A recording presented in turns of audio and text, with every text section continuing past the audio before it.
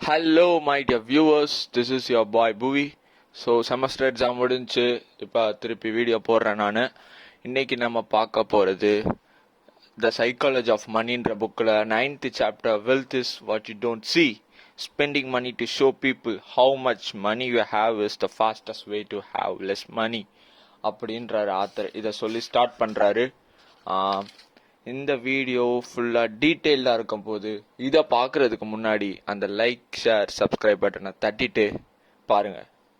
So first அவர் சொல்கிறாரு, மணின்ற ஒரு வார்த்தைக்கு பல முரண்பாடு இருக்குது.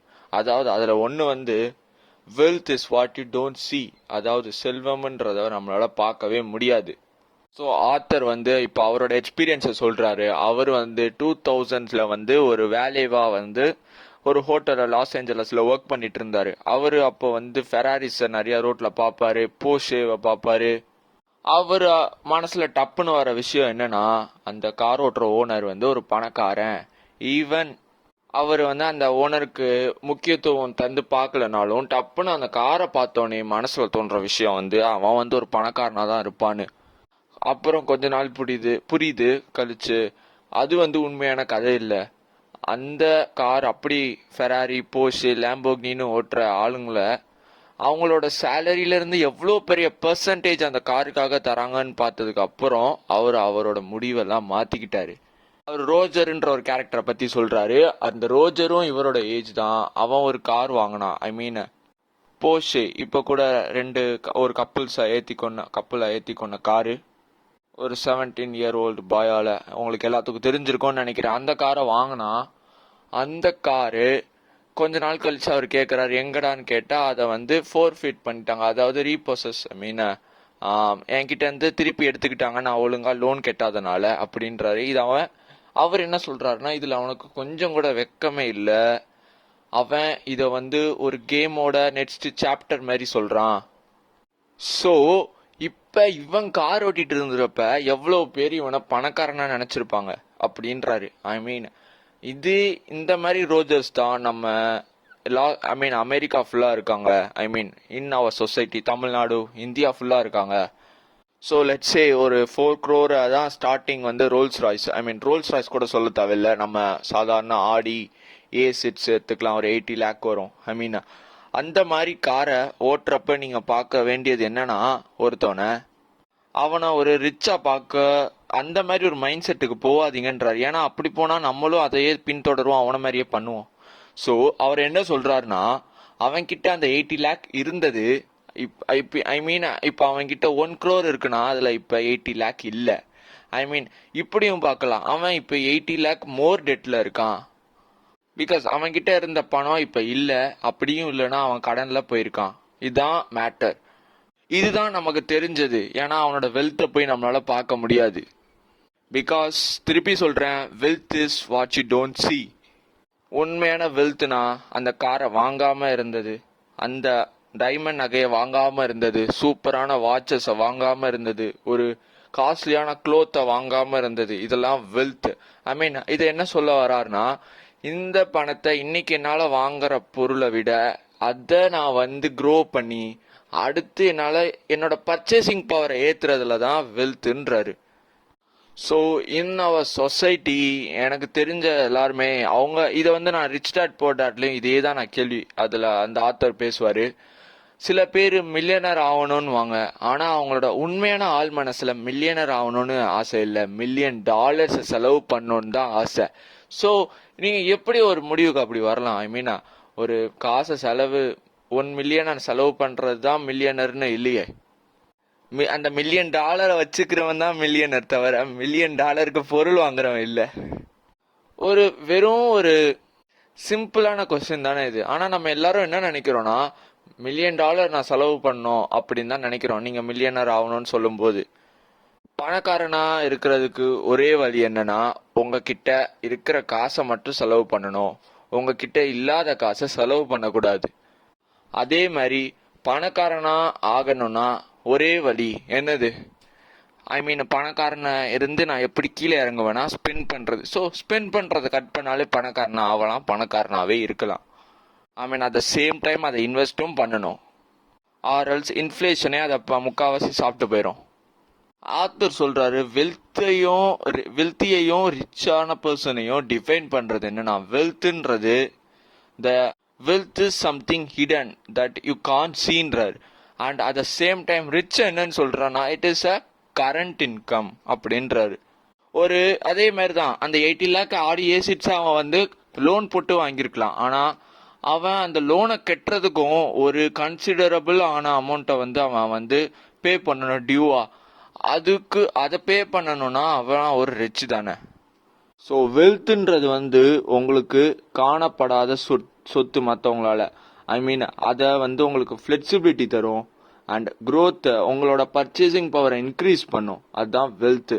அண்ட் பல ஆப்ஷன்ஸ் தரும் உங்களுக்கு உங்கள் வாழ்க்கையில். நம்ம இருக்க சொசைட்டியில் இந்த காலகட்டத்தில் ரிச்சான பீப்புளை பார்க்குறது ரொம்ப ரொம்ப ஈஸி. ஐ மீன் எல்லா ஆஃப்டர் ஆல் சொல்லக்கூடாது, சீரியல் ஆக்டர் எல்லாமே கூட ரிச்சு தான். ஆனால் வெல்த்தான பர்சனை பார்க்குறது ரொம்ப ரொம்ப கஷ்டம். பிகாஸ் உங்களால் கண்டே பிடிக்க முடியாதே. அவன் வந்து காட்டவும் மாட்டான், ஆனால் ஷோ ஆஃப் பண்ண மாட்டான், எதுவுமே பண்ண மாட்டான், பெரிய பொருள் வாங்க மாட்டான், அடிக்கடி நியூஸில் வர மாட்டான். அப்போ எப்படி கண்டுபிடிக்கிறது? அவன் கிட்ட இருந்து கற்றுக்கிறது. ஏன்னா நம்ம கற்றுக்கிறது அவன் கிட்ட தான் கற்றுக்கணும். அந்த ஆளே நம்மளால கண்டுபிடிக்க முடியலன்னா ரொம்ப கஷ்டம் இல்லையா? அண்ட் சம்டைம்ஸ் வெல்த்தியான பீப்புளை நம்ம பார்ப்போம், நியூஸில் கூட பார்க்க வாய்ப்பு இருக்குது. ஆனால் நம்ம என்ன மோஸ்ட்லி பார்ப்போம்னா, அவங்க வாங்குற காரு, பங்களா, பெரிய பெரிய பில்டிங்ஸு அண்ட் கூட பல சர்வன்ஸ் இருக்கிறது, ஒரு பெரிய குரூப் ஆஃப் காட்ஸோட அவங்க வரதை தான் நம்ம பார்க்குறோம். ஆனால் அதுக்கு பின்னாடி அவங்க எவ்வளோ வெல்த் வச்சுருக்காங்க, அதில் இது வெறும் எவ்வளோண்டி செலவுன்னு நம்ம பார்க்குறதே இல்லை. அண்ட் அவங்களால எவ்வளோ பெரிய வீடு வாங்கியிருக்க முடியும் முன்னவே, ஆனால் அவங்க ஏன் இப்போ வாங்குறாங்கன்னு நம்ம அதை யோசிக்கிறதே இல்லை. ஆனால் உண்மையாக ஒரு நிமிஷம் நம்ம யோசிச்சோன்னா நமக்கு உண்மையாக தேவை இருக்கிறது வந்து உங்களுக்கே தெரியும், ஒரு ஃப்ரீயான லைஃபு, ஒரு ஃப்ளெக்சிபிலிட்டி தரக்கூடிய லைஃபு. அண்ட் நம்ம சென்னை ஸ்லாங்கில் சொல்லணும்னா, எப்போ தோன்றப்பெல்லாம் சாப்பாடு வரணும், ஜாலியாக இருக்கணும், இப்படி தான் ஒரு லைஃப் தேவை. ஆனால் திடீர்னு இந்த பீப்புளை பார்த்து நம்ம ஏன் வந்து ஒரு நிறைய காசு செலவு பண்ணணும்னு நினைக்கிறோம். நமக்கு கடைசியில் தேவை இருக்கிறது வந்து 3 வேளைக்கு சாப்பாடு, ஜாலியான லைஃபு, இதுக்கு மேலே என்ன வேணும்? இதுதான் நம்மளோட இன்ட்யூஷன்.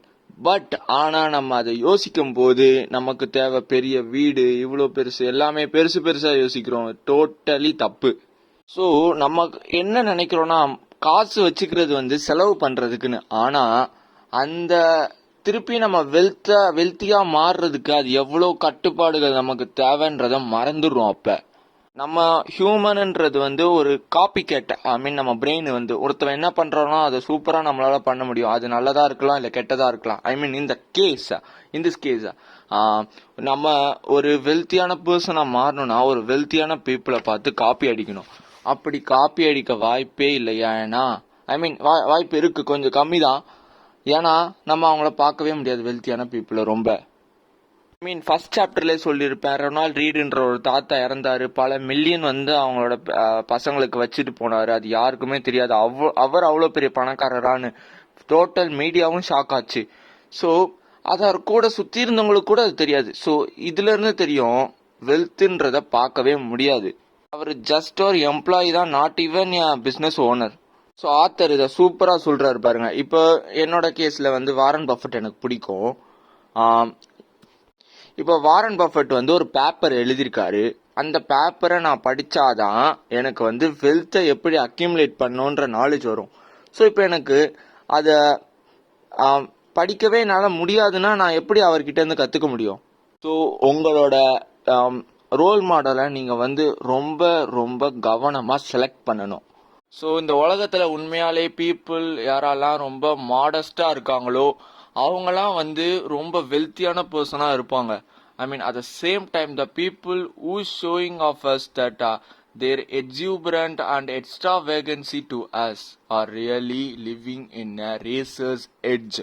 ஸோ இதை ஞாபகம் வச்சுக்கிட்டு மற்றவங்கள அடுத்து ஜட்ஜ் பண்ணுங்க. ஸோ என்னோட பாயிண்ட் ஆஃப் வியூவில் நான் எதை வெல்த்துன்னு சொல்லுவேன்னா, இன்னைக்கு நான் காலையில எந்திரிக்கிறேன்னா நான் என்ன பண்ணுவேன்னு நான் முடிவு பண்றது. ஐ மீன் இன்னைக்கு எனக்கு போயிட்டு கிரிக்கெட் விளையாடணும்னு எனக்கு தோணுச்சுன்னா நான் அதை பண்றது. ஒரு புக்கு படிக்கணும்னு தோணுச்சுன்னா அதை நான் பண்றது. Because I have money in bank account and I have investments to feed my family. இப்படி இருக்கிறது தான் வெல்த். இது இந்த வெல்த் உங்களை நீங்க என்ன செய்யலான்னு தோன்றதை செய்ய ஒரு ஃப்ரீடம் தரும். இதுக்கு பேர் தான் ஃபிளெக்சிபிலிட்டி ஆப்ஷன்ஸ். இதை தான் ஆத்தர் சொல்றாரு. ஆனா உண்மையை சொல்லணும்னா கடைசியில இதான் நமக்கு தேவை. ஆனா நம்ம ஏன் ஒரு பெரிய பங்களா அது இதுன்னு நம்ம ஏன் ஆசைப்படுறோம்னு எனக்கு ஒண்ணுமே புரியல. நானும் என்னோட ஒரு 3 years முன்னாடி எனக்கும் அப்படிதான். ஆனா அடுத்து அந்த பாயிண்ட் ஆஃப் வியூவே மொத்தமா மாறிடுச்சு எனக்கு.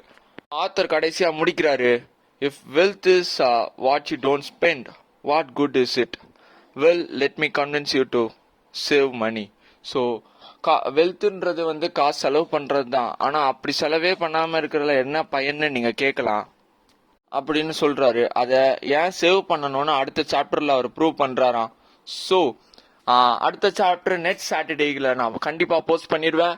ஸோ இந்த சாப்டர் உங்களுக்கு பிடிச்சிருந்ததுன்னா, உங்களுக்கு கிளியரா நான் எக்ஸ்பிளைன் பண்ணிருக்கேன்னு தோணுச்சுன்னா அந்த லைக் பட்டனையும் சப்ஸ்கிரைப் பட்டனையும் தட்டிட்டு ஷேர் பட்டனையும் உங்க ஃப்ரெண்ட்ஸுக்கு அனுப்பி கொஞ்சம் பார்க்க சொல்லுங்க. பிகாஸ் நான் ஒவ்வொரு சாப்டரையும் நான் டீட்டெயில்டா போடுறேன்.